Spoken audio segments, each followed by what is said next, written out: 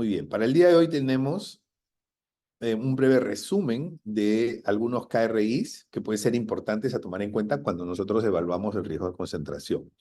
Entonces, típicamente el riesgo de concentración se mira como una parte o una fracción del total. ¿Qué porcentaje del total tenemos concentrado en tal o cual producto, en tal o cual sector, en tal o cual grupo económico, ¿no? Entonces, pero no es la única forma de medir la concentración y además hay que tener en cuenta algunos elementos importantes. Entonces, de eso vamos a conversar el día de hoy, ¿no? Entonces, cuando hablamos de índices, de indicadores de concentración, yo diría que principalmente tenemos cuatro indicadores, ¿no? El primero es el más usual y es el al que le vamos a dedicar más tiempo eh, en esta exposición. Es la fracción del total, es decir, lo que les decía, ¿no? Es decir, qué porcentaje del 100% son los 5 principales depositantes o los 5 principales tomadores de crédito o los 10 principales o los 20 principales, esa es la fracción del total. ¿No? Entonces es el indicador más clásico y tiene la ventaja que es muy fácil de comprender, no se necesita mayor explicación porque simplemente es un porcentaje del total, ¿ok? Una parte del 100%. Bien, entonces, y luego tenemos el índice de Gini, que muchos en economía los conocemos para medir el grado de distribución de la riqueza, ¿no? Es decir, en un país hay un ingreso determinado, un PIB determinado, digamos, una, um, vamos a llamarle una riqueza, una generación de valor, y eso se distribuye entre diferentes personas, no, obviamente eso no se distribuye en partes iguales, porque hay algunos que ganan más que otros, obviamente. Entonces, para poder medir ese grado de distribución del ingreso, se usa el índice de Gini, ¿no? O sea, de un ingreso de 100 que se tiene, entonces el 20%, el 20% de la población, ¿qué porcentaje de ese 100% de ingresos tiene, ¿no? Entonces, y ahí es donde entra la famosa regla de Pareto, en donde en muchos lugares el 20% eh, de la población gana el 80% de todo el ingreso, ¿no? Y el 80% de la población gana el 20% de todo el ingreso, ¿no? Entonces, un 20% que se distribuye entre muchos y un 80% que se distribuye entre pocos. Entonces, ese índice de Gini también se puede aplicar para las fórmulas nuestras, ¿no? Es decir, del 100% de los créditos, el 20% de los clientes, ¿qué porcentaje representa el total de esos créditos en términos de colocación, por ejemplo, ¿no? O para los depositantes. Esta fórmula también es válida para poder medir índices de concentración de una forma no tan tradicional. ¿Okay? Bien. Un tercer índice de concentración es el índice Herfindahl-Hirschman.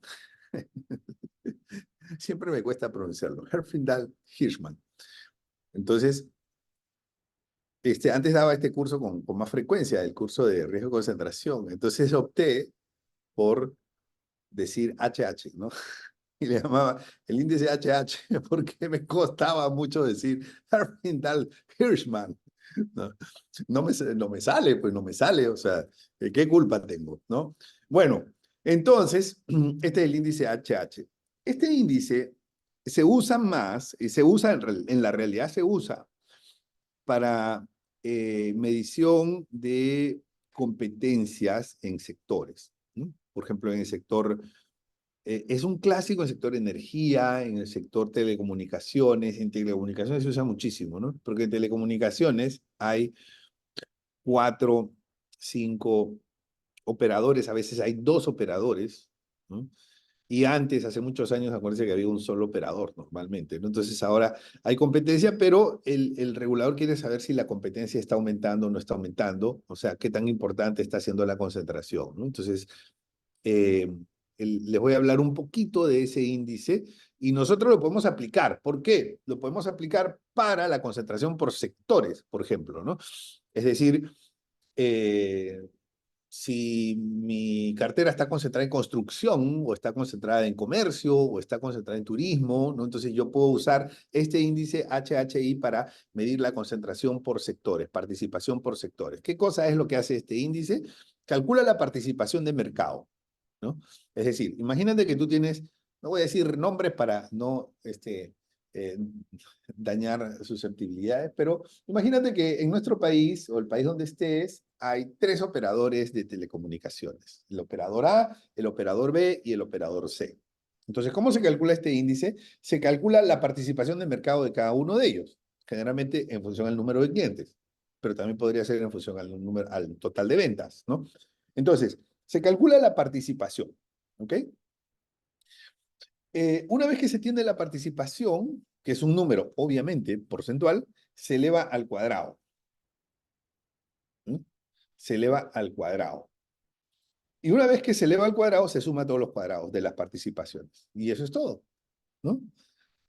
Pero se suma, digamos, se calcula la participación no en términos decimales, sino, digamos, sobre 100. Por ejemplo, 36%, eso es 36 se eleva al cuadrado.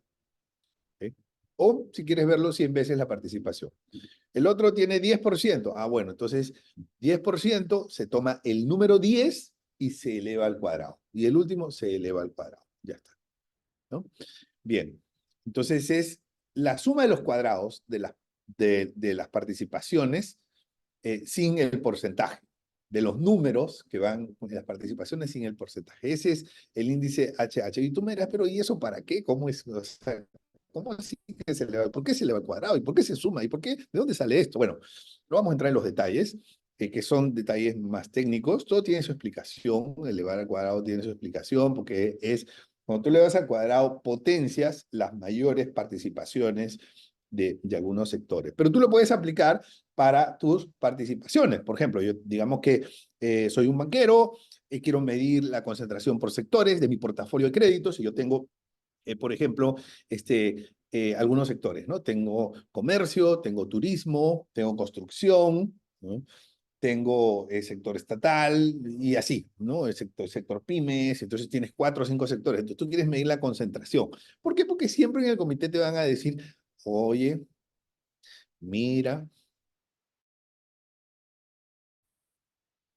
oye, mira, que te estás concentrando en la zona libre, mira que, o sea, te lo van a decir. Entonces tú necesitas tener una herramienta, obviamente, si tú estás en créditos, lo conversas con el área de riesgo, oye, no sé esto,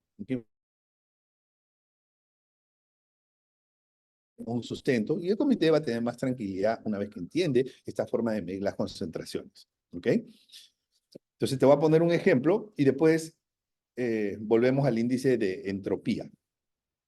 Este es el índice, esto lo tomé de una página, ahí está la cita, centrocompetencia.com, porque se usa mucho el índice HH, se usa mucho para medir competencias dentro de un sector, o sea, competencias entre, digamos, jugadores del mercado, ¿no? Y medir concentración de poder y todas esas cosas, ¿no? Entonces ya sabemos que es la participación elevada al cuadrado. Por lo tanto, la suma, el máximo número que podría tener el índice HH es 10.000. Porque en el peor de los casos vamos a tener un operador, vamos a tener un monopolio, ¿no? O sea, en Panamá, por ejemplo, el canal de Panamá es un monopolio. Entonces, tomo la participación de mercado a 100%. Entonces, tomo el 100, ¿okay? No el 1, que es el 100%, sino el 100, lo elevo al cuadrado, eso me da 10.000, y ese es el índice HH para el canal de Panamá, para ese sector, ¿no? Marítimo, digamos, ¿no?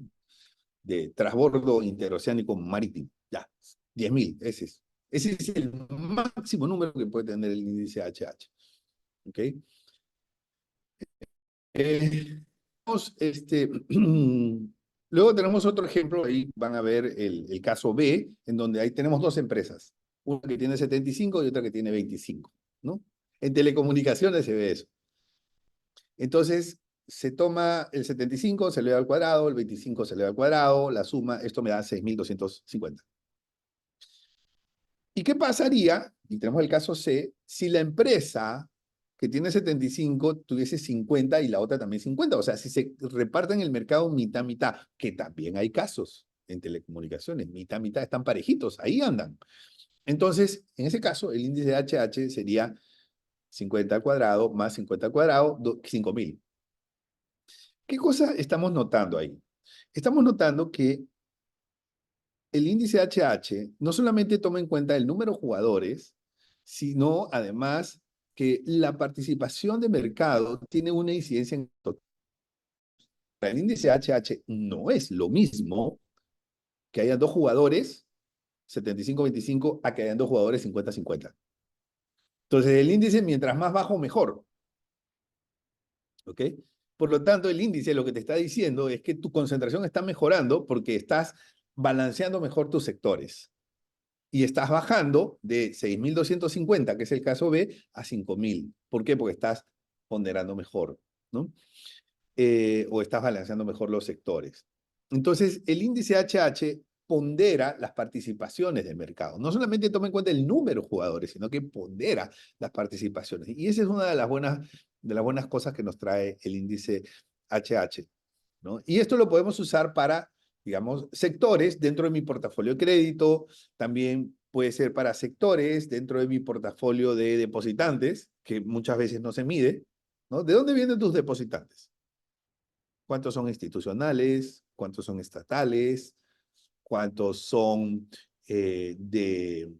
digamos, de clientes de alto perfil, millonarios? O sea, ¿de dónde vienen tus principales depositantes? Entonces, tú podrías también usar esto para depositantes, pero sobre todo se usa para créditos, ¿no? Porque es un indicador más sectorial, ¿ok? Bien, y así sucesivamente, ¿no? Tenemos el caso D, en donde ya hay tres jugadores, baja el índice HH, el caso E baja el índice HH, el caso F más jugadores, baja el índice HH. Entonces, mientras mayor, digamos, número de jugadores del mercado o participantes del mercado tengamos, entonces el índice va a disminuir. Aquí la referencia, los umbrales clásicos son 1.500 y 2.500. Eso es una referencia empírica, por lo general, ¿no? Más, digamos, no es algo demostrado científicamente, pero de 2.500 para abajo se puede considerar moderado y de 1.500 para abajo se puede considerar aceptable, ¿no? O sea, según prácticas habituales, pero no hay nada escrito en piedra, ¿no? Entonces son umbrales de referencia, 1.500 y 2.500, ¿no? Son dos umbrales que más o menos te van indicando qué tan preocupante puede ser ese nivel de concentración, ¿no? Bien, listo. Porque, digamos, la concentración siempre va a ser un tema importante en nuestra vida diaria. ¿No? Porque cuando eres chiquito, te van a decir, estás concentrado, tienes que diversificarte. Estás muy concentrado en el sector turismo, estás muy concentrado en el sector servicio, estás muy concentrado en construcción, ¿no? Porque, claro, cuando eres chiquito, estás comenzando, entonces no tienes muchos clientes, ¿no? Entonces, claro, si no tienes muchos clientes, te va a salir alguna concentración, te tendrá que salir. Pero cuando tú eres grande, ¿no? Imagínate el banco más grande, ¿no?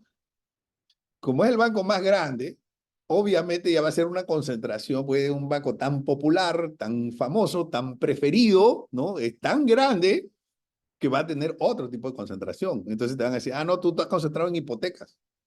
Claro, porque es el banco que tiene más ventajas competitivas, producto de todo su desarrollo, para otorgar hipotecas. Entonces, la concentración es algo que te va a acompañar desde que eres pequeñito y desde que naces y de que abres tu oficina, así como todos alguna vez hemos abierto una oficina, ¿no? En el patio de la casa, hasta el día que eres totalmente corporativo y eres el jugador más grande del mercado. El índice de concentración te va a acompañar. Entonces hay que saberlo medir. Bien, y vuelvo con el índice de entropía, ¿no? Es el índice, y este es un poco más sofisticado, ¿no? El índice de entropía que no lo voy a explicar, precisamente por eso es un indicador, digamos, todos estos son indicadores estadísticos, pero el índice de entropía no solamente es estadístico, sino que es un indicador de termodinámica. O sea, si aquí hay un ingeniero industrial o un ingeniero mecánico en esta sala, entonces él lo va a entender perfectamente, ¿no? Porque sabe lo que es la entropía, ¿ok? La entropía es un fenómeno, digamos, es un fenómeno de la naturaleza. Eh, y el índice de entropía lo inventó un austriaco, si la memoria no me falla. Entonces él quería medir, bueno, primero, ¿qué cosa es la entropía? ¿No? La entropía es la característica que tienen todos los objetos de dispersarse, ¿no? De dispersarse. Entonces, por ejemplo,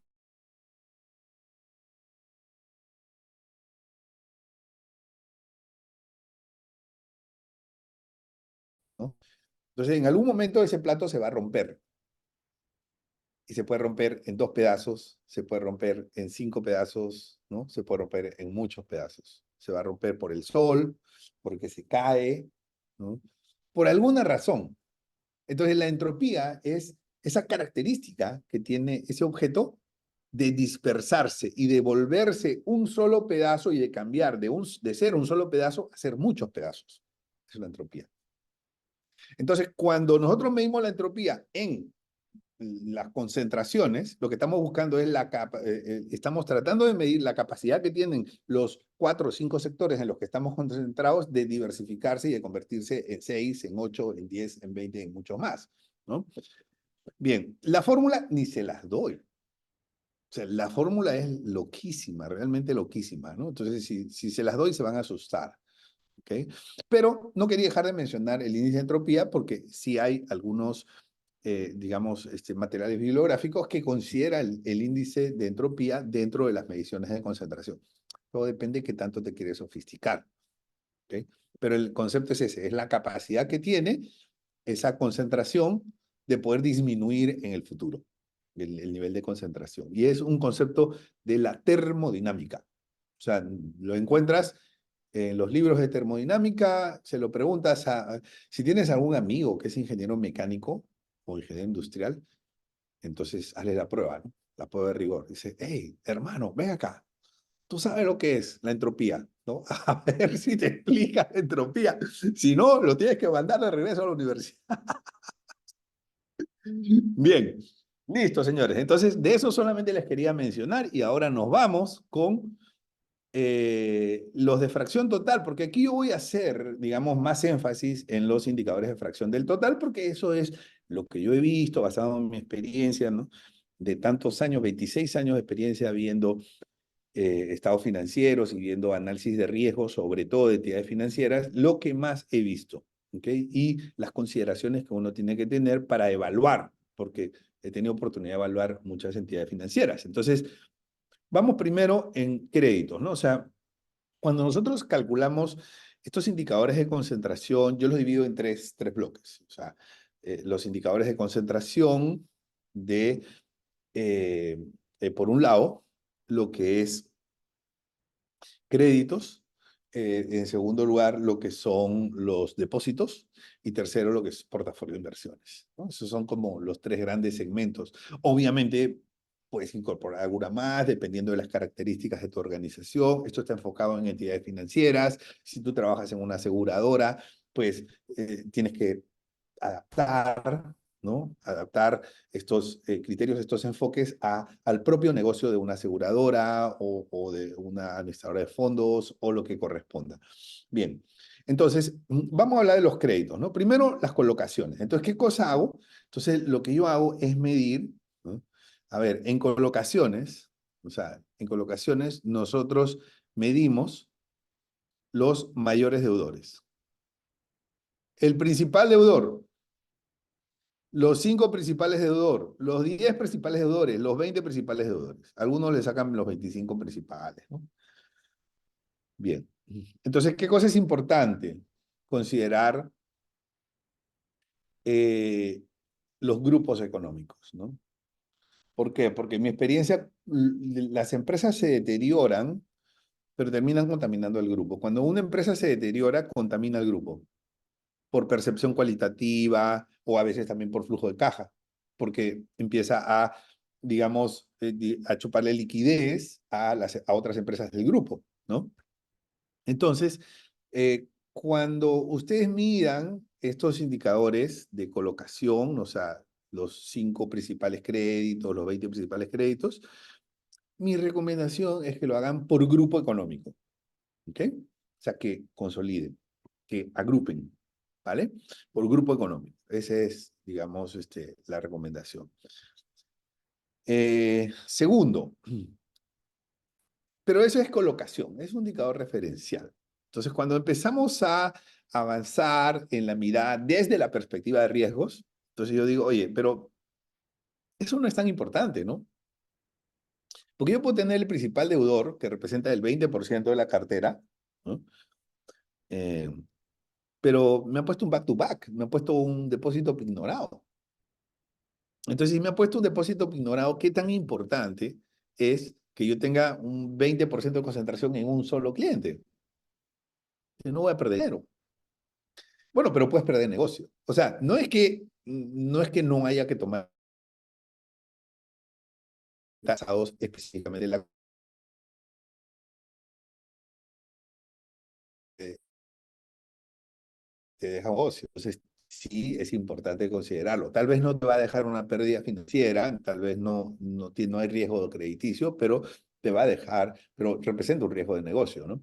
Entonces, sí hay que considerarlo. Pero es cierto lo que dices, no es lo mismo uno que tiene 20% de participación con garantía que otro que tiene sin garantía, con garantía líquida además, y otro que no tiene garantía. No es el mismo riesgo, ¿no? Entonces, por eso nos vamos a el segundo bloque, que es la exposición. Ahí ustedes pueden ver la exposición. Entonces, en la exposición, ¿qué cosa es lo que tenemos? En la exposición ya yo le resto la parte que está garantizada. Ah, pero ¿y si tiene garantía de inmueble? La pondero, la garantía de inmueble. ¿No?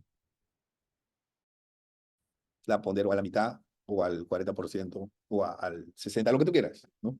Entonces, pero, claro, el efectivo, la garantía de efectivo, la voy a ponderar al 100%. De otras garantías que no son tan líquidas, no la voy a ponderar al 100%, ¿no? Y la fianza, no, la fianza, la fianza personal, no, es al cero.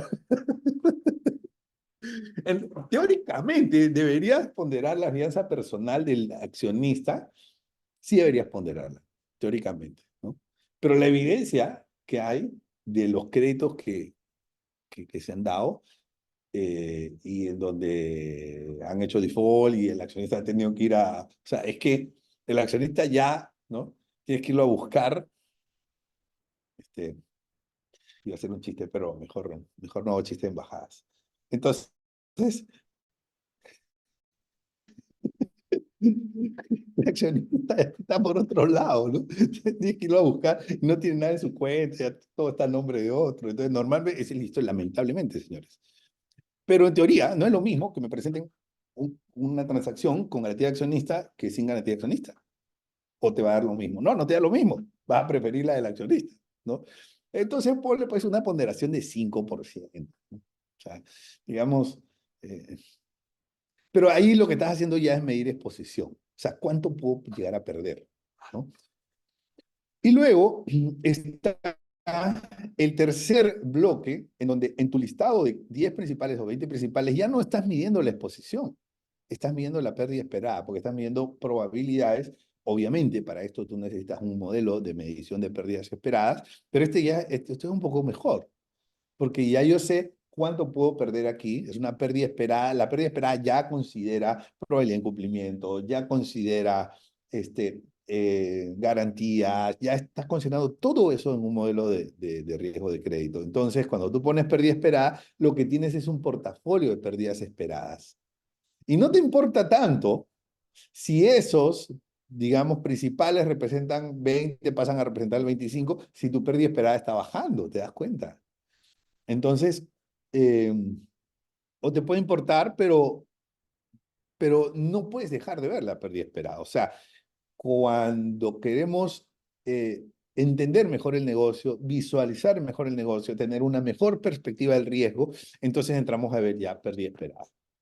Entonces ya no tenemos saldo colocado, si no tenemos el listado según pérdida esperada, ¿m? De los 10 principales, de los 10 mayores, de los 20 mayores, de los 25 mayores, lo que tú quieras.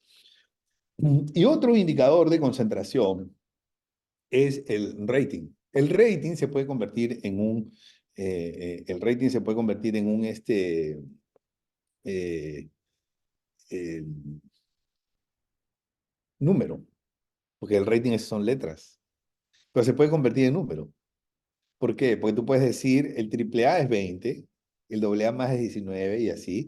Entonces los pasas a números y sacas un promedio, perdón, sacas un promedio de los números y ya. Entonces puedes ponerlo cualitativo en algo cuantitativo, ¿no? Bien, listo. Ya tenemos esto. Y todo esto se puede hacer también, o sea, lo podemos aplicar a sectores, ¿no? Sector agro, sector minería, el sector industrial, sector energía, sector pymes, en fin, lo que tú quieras. O también por productos, ¿no? Créditos corporativos, créditos de consumo. Créditos corporativos son 40%, de consumo son 30%, hipotecas es el resto. O sea, recuerda que tienes el índice HH para medir justamente esas grandes concentraciones de bloques o sectoriales. ¿Ok? Muy bien. Entonces vamos con el siguiente. El siguiente bloque es el bloque de los indicadores de fondeo, ¿no? O sea, indicadores de captación. Primero la captación. Igual, por grupo económico, ¿eh? O sea, yo recomiendo, bueno, por grupo económico. ¿Por qué? Porque si alguien se lleva la plata, no se lleva la plata de las cuentas, se lleva de todas las cuentas, ¿no? Entonces, el grupo finalmente, según mi experiencia, termina siendo una mejor medida de la medición del riesgo, porque el comportamiento que hay entre las diferentes empresas que forman un grupo es muy similar. Muy bien. Entonces, tenemos por grupo económico, ¿no? Para las captaciones, ¿no? Entonces, el principal grupo aporta tanto, el segundo principal grupo tanto, tercero, ¿no? Así. Entonces, pero ¿qué pasa? Ahí nos vamos al segundo rectángulo, que es la exposición al retiro. Todos esos aportantes de fondos, ¿no? Algunos, todos no tienen la misma posibilidad de retirar los fondos, porque algunos han ignorado esos depósitos. Entonces yo no los puedo considerar dentro de la concentración, los tengo que quitar, ¿no? ¿Por qué? Porque no se va a poder llevar. Y cuando se los lleve, quiere decir que han tenido que pagar la obligación. Entonces, desde el punto de vista de la liquidez, no me va a afectar ese, debería afectar en gran medida, ¿no? O sea, porque con una mano pone el dinero, con la otra mano se lleva el dinero. Entonces, somos neutrales a esos riesgos cuando ese depósito o esa captación está ignorando una obligación. ¿Ok? Bien. Entonces, ¿qué más tenemos? Bueno, como les decía, por grupo económico, también dinero de partes relacionadas o de accionistas. O sea, en una eventual situación de nerviosismo o de baja liquidez, yo no esperaría que los mismos accionistas de la entidad financiera sean los que se lleven el dinero, porque ellos estarían atentando contra su propio patrimonio. O sea, no esperaría. Puede ser, ¿ah? Todo puede pasar. En este mundo de posibilidades todo puede pasar, pero en términos de probabilidades esperaría que no. Entonces, cuando yo tengo depósitos de accionistas, ese yo lo pongo, digamos, oye, esto tiene otra característica, ¿no? O sea, no lo considero como que hay una exposición al retiro, ¿ok? Como un depositante normal. Luego tenemos el retiro probable, ¿ok? Entonces, el retiro probable, bueno, también, como les decía, la pignoración y el tipo de depósito, ¿no? Porque hay depósitos que no se pueden retirar. En algunos países, en Panamá, alguien que te deposita a plazo fijo no puede retirar, ¿no? o el tipo de fondeo, si es un fondeo de BCN o de bonos, no puede exigir que se redima anticipadamente el tenedor del instrumento. Entonces hay que considerar, porque ¿de qué me sirve a mí decir, bueno, estamos concentrados en fondeo, ¿no? Pero es un fondeo que no puede ser retirado de manera imprevista. Entonces, no es el mismo riesgo, ¿no?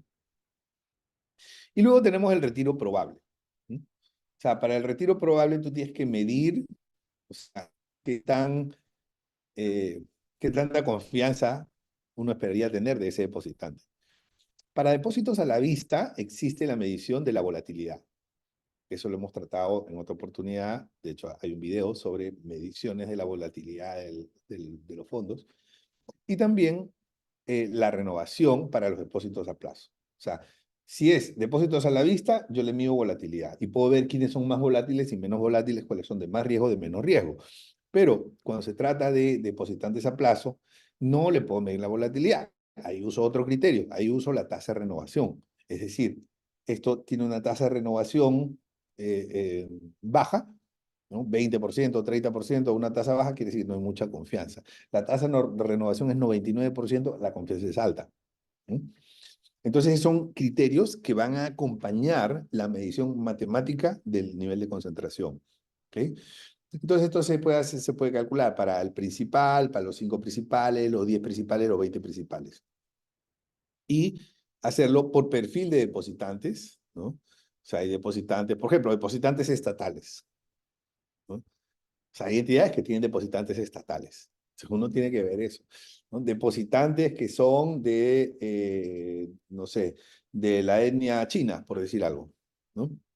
Que son digamos, de cierta comunidad, ¿no? Puede ser china, judía o, en fin, ¿no? Musulmana, en fin.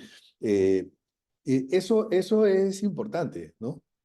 Porque yo he visto casos, por lo menos he tenido una experiencia de un caso que estaba concentrado en una determinada comunidad y por un problema que hubo con una persona específicamente entre el accionista de ese banco y una persona específicamente que tenía un grupo de empresas, por ese problema se agravó todo y la comunidad terminó dándole la espalda. El banco terminó quebrando.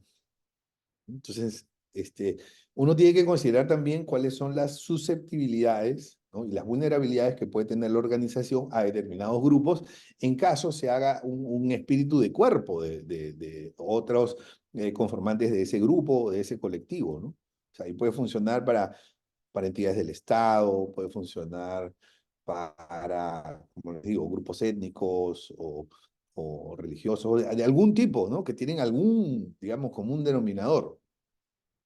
Entonces hay que medirlo también por perfil de depositantes, ¿no? Y aquí sí nos puede ayudar el HH y todo eso que les he comentado. Por productos, ¿no? Por productos también. O sea, eh, y esto es algo que los que tienen calificadora de riesgo, seguramente les tiene que haber dicho la calificadora de riesgo porque es una de las cosas que es culpa mía. Cuando yo llegué a Panamá, entonces muy pocos bancos tenían financiamiento en el mercado de capitales, ¿no? O sea, bonos. Entonces era casi como que, ajá, ya, vamos a poner aquí en las observaciones, ¿no? Ausencia de fondeo a través del mercado de capitales. O sea, claro, si no te fondeas por el mercado de capitales, tienes una mayor concentración eh, en los depósitos a la vista y en los depósitos a plazos, ¿no? Entonces, y en tus clientes de siempre, ¿no? Y a veces es necesario ir al mercado, ir a la bolsa de valores y que te conozcan también alguien, gente que normalmente no te conoce, que no va a tu sucursal, que no va a tu agencia bancaria, ¿no? Y que se convierta, digamos, lo que pasa es que yo siento que algunos le tienen miedo al mercado de capitales eh, porque entrar al mercado de capitales, o sea, tú entras y después ya no te puedes salir. Tú entras al mercado de capitales y primero te comprometes con una transparencia de por vida, tienes que publicar todo, ¿no? Eh, Te comprometes con una rendición de cuentas al mercado, te comprometes eh, mm, digamos, hacer un emisor recurrente, ¿no? Y entonces hay algunos que prefieren quedarse en la zona de confort, que son los clientes de siempre, los depositantes, con los que se sientan a negociar, pero de que es una forma de diversificación definitivamente, y además una buena forma de diversificación, porque un ahorrista o alguien que te trae una cuenta corriente es un depositante vista, y el depositante vista en cualquier momento agarra su dinero y se lo lleva, ¿no? En cambio, eh, el que te compra un bono, no necesariamente. Que te compra un bono, si quiere liquidez, tiene que ir a ver a quién le vende en el mercado secundario ese bono, ¿no? Pero a ti no te va a afectar como emisor. ¿Ok? Bien. Entonces, y el tercer grupo es el tercer grupo de las inversiones, ¿no? En donde tenemos renta variable. La renta variable, por ejemplo, es un elemento que yo siempre considero. ¿Qué porcentaje del portafolio es renta variable? Es un índice de concentración.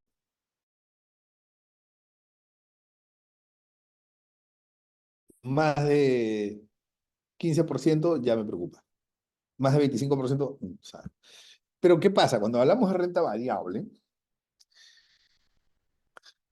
hay que tener mucho cuidado, ¿no?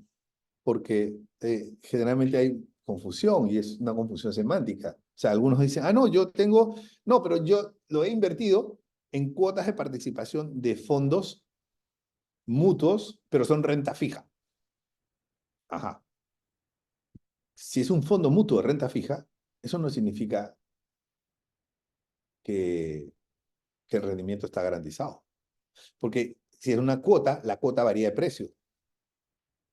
Lo que significa es que ese fondo está invirtiendo en instrumentos que son de renta fija. Pero el precio de esa cuota de participación sube y baja. Por lo tanto, nadie te asegura que eso va a ser una renta fija. No te pueden asegurar una rentabilidad. Entonces es renta variable, ¿no? A pesar de que se llama así, ¿no? Cuota de participación en fondo de renta fija, ¿no? O sea, eso da seguridad, ¿no? Renta fija. O sea, suena, pero como que aquí no vas a perder nada y puedes perder. Claro, no vas a perder la camiseta, pero puedes perder. Puede que tu rentabilidad sea cero. Pero si aquí dice renta fija, sí, pero es que lo que pasa que cuando usted retiró, se tuvo que vender esto y se vendió a un precio bajo y entonces ahí se fue toda la rentabilidad suya. ¿Ok? Entonces hay mucha más susceptibilidad a la renta variable desde el punto de vista de riesgo, porque al final nosotros cuando medimos concentraciones queremos ver riesgos, ¿no? Y lo otro es la exposición al precio, ¿no? O sea, todo lo que está con exposición al precio, ¿no? Todo lo que puede cambiar de precio, ¿no? Todo lo que puede cambiar de precio. Instrumentos, o yo puedo tener un instrumento, ¿no? Que porque cambia la tasa, cambia el precio, o que el precio pues tiene una mayor volatilidad y me puede afectar cuando se trata de instrumentos, me puede afectar directamente el patrimonio cuando se trata de instrumentos para trading, que eso me afecta en el mark to market ya el mismo día. Si baja el precio, el mismo día tengo que generar la pérdida. O si son valores disponibles para la venta, en cuyo caso tengo que generar una reserva, una provisión, ¿sí? Que no me va a afectar, digamos, el resultado neto, pero sí me va a afectar el resultado integral, porque hay una nota al final que hace que se tenga que registrar o se tengan que reflejar en el resultado integral las variaciones de precio. ¿Ok?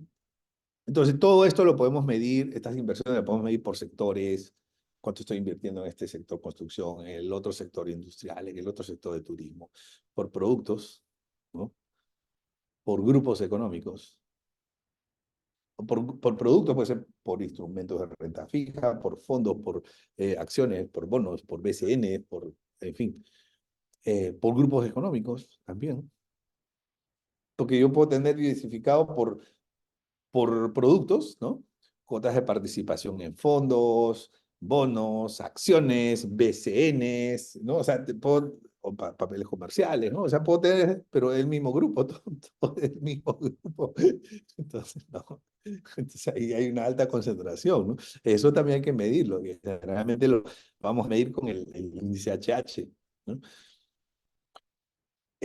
O por país también, ¿no? Ya cuando los portafolios son más internacionales, uno puede decir, oye, vamos a ver cuánto estamos, este, eh, cuánto estamos diversificando con los mercados internacionales, porque muchas veces nos quedamos en las inversiones locales y las inversiones locales tienden a contaminarse de lo que pasa en el contexto local, ¿no? O sea, vamos a tener muchas, digamos, elecciones en Latinoamérica, en República Dominicana, tenemos elección en Panamá, ¿no? No sé qué otro país, pero vamos a tener elecciones, ¿no? Venezuela no cuenta, ¿no? Bueno, pero vamos a tener elecciones. Entonces, cuando hay elecciones, hay volatilidades en los instrumentos que conforman ciertos portafolios, ¿no? Entonces, claro, eh, generalmente, ¿no? O sea, y esto lo hemos visto en Colombia, en Perú, cuando la izquierda avanza y cuando la izquierda, y no tengo nada contra la izquierda, o sea, por si acaso. Entonces, cuando la izquierda avanza, entonces los precios bajan de los instrumentos, ¿no? O sea, cuando aumenta la probabilidad de que ganen las izquierdas, los precios de los instrumentos bajan. Entonces, si uno está invertido en instrumentos locales, tiene una mayor afectación, ¿no? Si uno invirtió en instrumentos, bueno, internacionales, digamos ya esa afectación no se da, ¿ok? Y esa es una regla. Cuando la derecha aumenta las posibilidades, ¿no? Los precios suben, ¿no? Que fue como lo que pasó en Argentina, por ejemplo, ¿no? Entonces, aumenta las posibilidades de ganar la derecha, los precios suben. Y no tengo nada en contra ni a favor de la derecha ni de la izquierda. Los respeto a todos. Mi hijo me pregunta si yo soy de derecha, ¿no? Y yo le digo que no, ¿no? Que ya mi hijo conoce de esas cosas por los videos de Milei, mi hijo de 14 años. Entonces, y me mira entonces eres de izquierda. Y yo le digo, tampoco. Ya entiendo, eres de centro. Y yo le digo, tampoco. Y dejé la conversación para otro momento porque sabía que no me iba a entender, ¿no? O sea, el tema es que cuando un economista se casa con una ideología, sea la que sea, llega a resolver los problemas, porque los economistas deberíamos resolver problemas o deberíamos ayudar a resolver problemas con cierta idea preconcebida, ¿no? Con cierta receta de cocina. Y eso puede ser contraproducente, ¿no? Por eso siempre no soy de derecha, no soy de izquierda, ni siquiera soy de centro, digo, ¿no? Y de verdad, ni siquiera soy de centro, ¿no? Pero bueno, paréntesis. Entonces, diversificación por país. Bueno, amigos y amigas, hemos terminado